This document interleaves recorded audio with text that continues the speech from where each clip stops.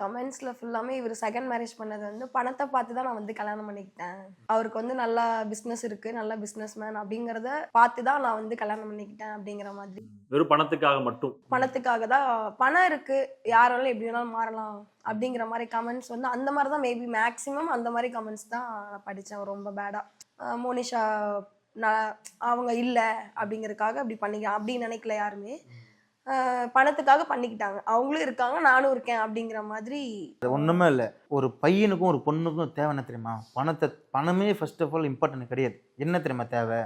நல்லா ஒரு அன்பாக கேர் பண்ணி லவ் பண்ணி பார்த்துக்கிற ஒரு பையனும், நல்லா லவ் பண்ணி கேர் பண்ணி பார்த்துக்கிற ஒரு பொண்ணும் இருந்தாலே அவங்க வந்து தானாக பணம் தேடி வரும்.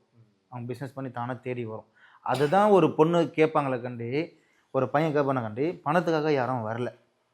பணம் இருந்தால் பணத்தை சாப்பிட முடியுமா?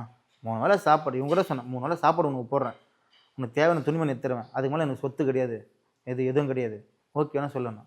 எனக்கு நல்லா லவ் கூட என் லைஃப்பில் போயிடுச்சு.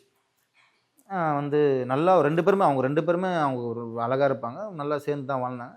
அவங்க இறந்துட்டாங்க, அவ்வளோதான். அவங்க அது இவங்க மேலே தப்பு இல்லைல்ல, அவங்க புருஷனை விட்டுட்டு வரல, அவங்க இறந்துட்டாங்க. ஓகே, இவங்களுக்கு ஒரு நல்ல லைஃப் வேணும், எனக்கு ஒரு லைஃப் போயிடுச்சு. இப்போ 2 பேருமே ஒரு அண்டர்ஸ்டாண்டிங்கில் ஒரு அடிப்பட்டோம், திருப்பி அடிப்பட மாட்டோம். அதனால் நாங்கள் சேர்ந்தோம்.